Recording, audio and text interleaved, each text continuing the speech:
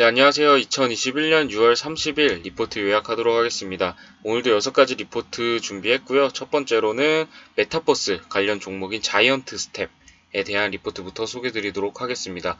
유한타증권의 이혜인, 박성호님의 리포트를 참고했습니다. 먼저 사업구조에 대해서 설명을 드리면요. 동사의 주력 사업은 광고, VFX로 2019년 전체 매출의 90% 이상을 차지하고 있다고 합니다. 최근 동사의 성장축이 리얼타임 콘텐츠 부분으로 빠르게 이동 중이라고 하는데요. 2019년 7% 비중을 차지하고 있다가 2020년에 25%로 빠르게 상승하고 있다고 합니다. 동사는 2019년 이후에 SM엔터테인먼트 그리고 네이버 등과 협력을 해서 리얼타임 콘텐츠를 제작하면서 동시장 내 입지를 강화하고 있다고 하고요. 특히 네이버는 동사의 기술력을 높게 평가하면서 동사에 대한 지분 투자를 진행해 협력 관계를 강화했다고 합니다.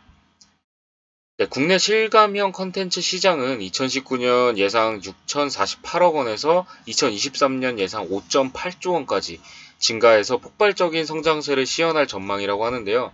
동사는 인력, 인프라, 레퍼런스를 고르게 갖추고 있기 때문에 향후 리얼 컨텐츠 시장의 폭발적인 성장에 대응이 가능할 것으로 평가하고 있습니다. 동사가 2016년에 설립한 GX 랩 같은 경우에는 국내 최대 리얼타임 엔진 그래픽 기술 연구개발 전담 부서라고 하네요. 네, 리얼타임 컨텐츠 관련 수주 물량, 예를 들어서 XR 라이브 그리고 버추얼 캐릭터 같은 이런 상품들이 2021년 하반기 동사 실적에 대거 반영될 예정이라고 합니다. 리얼타임 콘텐츠 매출은 2021년 예상 105억에서 2022년 216억까지 수직 성장세를 시현할 것이다 라고 예상을 하고 있습니다. 동사는 2021년 6월 3개의 자체 비주얼 스튜디오를 구축 완료한 상태라고 하고요. 2022년부터는 이들 3개 스튜디오의 실적 온기 반영 효과 그리고 실감형 콘텐츠 시장 성장에 따른 가동률 상승 효과를 함께 기대할 수 있을 것이다 라고 요약을 해주셨습니다. 네, 다음은 또 다른 메타버스 관련주 중에 하나죠. 선익 시스템에 대한 리포트고요. 대신증권의 이수빈님의 리포트를 참고했습니다. 먼저 동사 같은 경우에는 중소형 패널 OLED 그리고 마이크로 OLED 소재 증착 장비를 납품하고 있는 기업이라고 설명을 해주셨고요. 주요 고객사 같은 경우에는 삼성 디스플레이, LG 디스플레이 같은 패널사가 있고 또 마크 퍼포먼스 머티리얼 그리고 SFC 등 OLED 소재사가 있습니다. 그렇기 때문에 패널사 그리고 OLED 소재사로 각각 납품을 하고 있는 기업이라고 이해를 해주시면 될 것 같습니다. 중소형 OLED와 마이크로 OLED는 매출 비중이 5대5 수준이라고 하고요. 마이크로 OLED 부분 성장으로 향후 해당 부분 비중이 증가될 예정이다 라고 적어주셨습니다. 마이크로 OLED 패널의 주 사용처는 AR, VR 시장이라고 합니다. 최근 메타버스에 대한 시장 관심이 높아지면서 AR, VR 시장 성장으로 동사가 수혜를 볼 수 있다 라고 전망하는 추세이고요. 실적 부분에서 봤을 때 2021년 1분기 누적 기준 매출 95.5억 원, 그리고 영업이익은 적자 전환에서 마이너스 3.9억 원을 기록한 것으로 보이고요. 코로나 영향으로 인해서 동사 실적도 소폭 감소했다고 합니다. 향후 시장 성장에 따른 이연 투자 발생으로 오히려 실적은 회복할 것으로 전망을 하고 있고요. 올해 2건의 신규 공급 계약을 체결했다고 발표를 했고 각각 SK 머티리얼즈의 41억 원 그리고 후베이 양제 중국 회사의 38억 원 규모의 계약을 체결한 것으로 보이고 있습니다. 또 다른 호재로 볼 수 있는 것은 이 선익 시스템 같은 경우에는 올해 초 산업통상자원부 주간 소부장 으뜸 기업에 선정이 됐다고 하고요. 디스플레이 분야에서는 동사를 포함해서 총 4개 기업이 선정됐다고 합니다. 선정된 기업은 향후 5년간 최대 250억 규모의 R&D 자금을 지원받을 예정이라고 하네요. 그리고 추가 세제 혜택도 받을 수 있다고 합니다. 이 정부에서 지정한 소부자 으뜸 기업이라는 거는 조금 의미가 있는 게 부실기업이 아니라는 뜻이 되기 때문에 투자 안정성이 어느 정도 확보됐다라고 볼 수 있을 것 같습니다. 추가로 8.5세대 증착기 국제가정에 선정이 되어서 향후 발전 가능성에 있어서 긍정적인 시그널을 확인했다고 합니다. 네, 다음은 스마트폰 부품 관련주인 인터플렉스에 대한 리포트입니다. 대신증권의 박광호님의 리포트를 참고하였고요. 먼저 실적부터 살펴봤을 때 삼성전자의 스마트폰 판매량 부진으로 인해서 관련 부품업체의 2021년 2분기 실적이 부진하면서 인터플렉스도 2분기 영업적자를 추정한다고 합니다. 그러나 3분기부터 32억 원의 영업이익으로 8개 분기 만에 흑자 전환을 전망한다고 하고요. 투자 포인트를 한번 살펴봤을 때 첫 번째로는 2021년 3분기 영업이익 흑자 전환의 추정은 폴더블 폰인 갤럭시 Z 폴드 3에 처음으로 펜 기능이 적용이 되면서 인터플렉스의 디지타이저 공급 증가에 기인하기 때문이라고 합니다. 또 두 번째 같은 경우에는 2021년 하반기 이후 삼성전자의 스마트폰 전략은 폴더블 폰의 점유율 확대에 주력할 것으로 보이고요. 2022년 기점으로는 폴더블 폰 수요 증가가 예상된다고 합니다. 펜 기능을 적용한 갤럭시 폴드 Z의 판매 증가, 그리고 갤럭시 S 시리즈에서 하이엔드를 맡고 있는 울트라 모델의 생산 비중 증가가 2022년 이 인터플렉스의 영업이익 흑자 달성에 기여할 전망이다 라고 전망을 밝혀주셨습니다. 네, 다음으로는 요즘 분위기가 좋은 광고 기획사 제일기획에 대한 리포트이고요. 대신증권의 김혜재 님의 리포트를 참고했습니다. 먼저 실적 프리뷰를 살펴보면요.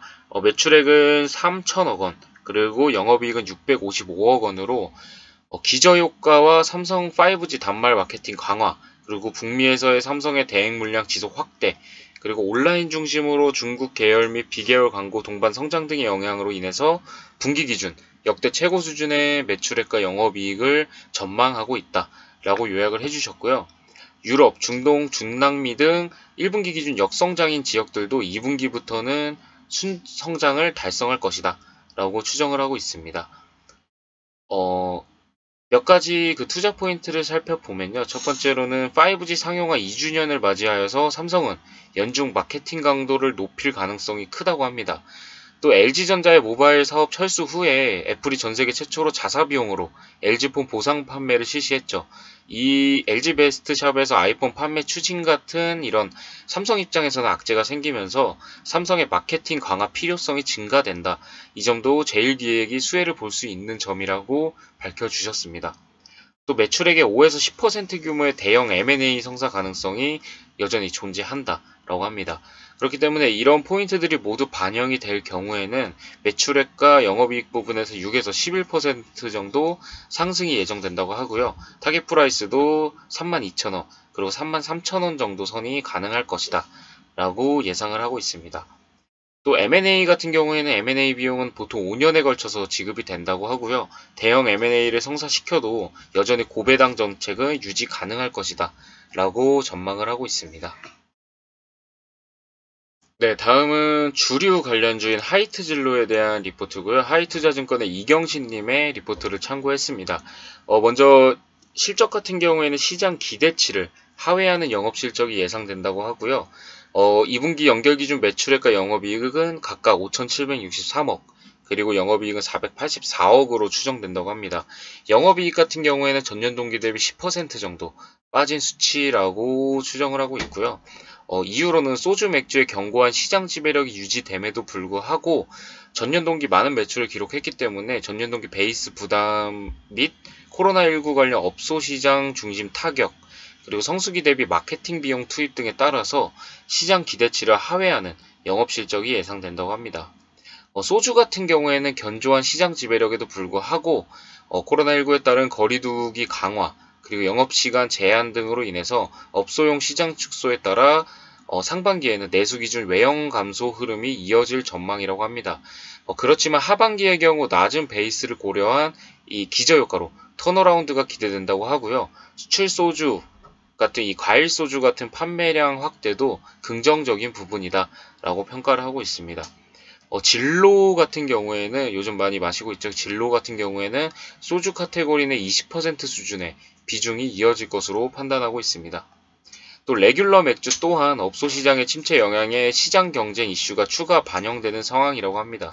또 필라이트의 견조한 수요, 그리고 수입 맥주의 베이스 효과가 반영된 성장은 긍정적이긴 하지만 업소 시장 축소에 따른 물량 하락은 다소 아쉽다라고 평가를 하고 있습니다. 네, 투자 의견을 보면요. 코로나19에 따른 업소용 주류시장 축소 기조는 2분기에도 일부 이어질 가능성이 높다고 합니다. 그러나 부진한 시장 총수요가 회복될 경우에는 점유율 유지를 가정시 2020년 고성장에 따른 베이스 부담에도 추가 개선은 어렵지만은 않다라고 평가를 하고 있고요. 또 대외 환경 완화 그리고 비용의 효율적 개선, 고정비 레버리지 효과 재확인 시 주가의 유의미한 우상향 흐름이 이어질 전망이라고 합니다.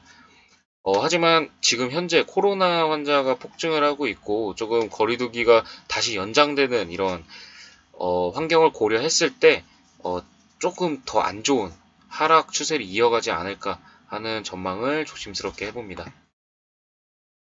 네, 다음은 오늘 신고가를 기록한 종목이죠. SM에 대한 리포트고요. 이베스트 증권의 안진아님의 리포트를 참고했습니다. 어제 SM 콩그레스 2021을 통해서 동사의 사업 방향성을 확인할 수 있었다고 하는데요. 다양한 아티스트의 IP를 활용해서 음악 중심으로 콘텐츠 역량을 다각화하고 음악 이외의 다양한 콘텐츠를 미디어 자회사를 통해 제작, 그리고 MZ세대를 겨냥한 소통으로 콘텐츠 유니버스를 완성하겠다는 비전을 제시하였다고 하는데요. 이제 엔터업의 미래는 콘텐츠 그리고 플랫폼이다 라는 이런 인식을 명확히 기업 입장에서 갖고 진행을 하려는 그런 내용인 것 같습니다. SM은 본업 이외에 자회사 실적은 부진한 상황으로 지속은 되고 있지만 첫 번째로 SM 스튜디오 설립을 통한 조직 효율화, 그리고 두 번째는 미디어 콘텐츠 역량 강화, 그리고 세 번째 엔터미디어 종합 콘텐츠사로 도약, 그리고 플랫폼 비즈니스에 대한 니즈 역시 강화되었다고 판단한다고 하고요. 이에 다양한 콘텐츠를 소화시킬 플랫폼 사업은 필연적으로 수반될 수밖에 없는 구조라고 합니다. 최근 급격한 주가 상승은 펀더멘탈에 기인하기보다는요, K-팝 콘텐츠, 그리고 필요 충분 조건인 플랫폼 비즈니스 확장 기대감에 기인한다고 합니다. 향후 전략인 콘텐츠, 메타버스 관련, 이런 것을 강조를 했고요. 또 동사 사업 방향성을 재차 확인할 수 있었다고 합니다. 콘텐츠 다각화의 필수 조건인 플랫폼 영역으로의 확장이 본격화가 기대되는 시점이라고 하고요. 이에 목표 주가는 69,000원으로 또 상향 조정하는 리포트가 나왔네요.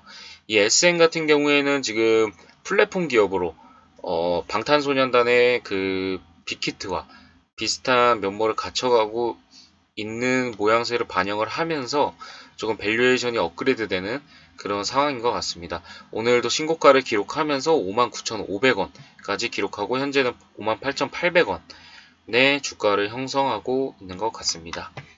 네, 오늘 준비한 리포트는 여기까지고요. 내일도 좋은 리포트로 인사드리도록 하겠습니다. 감사합니다.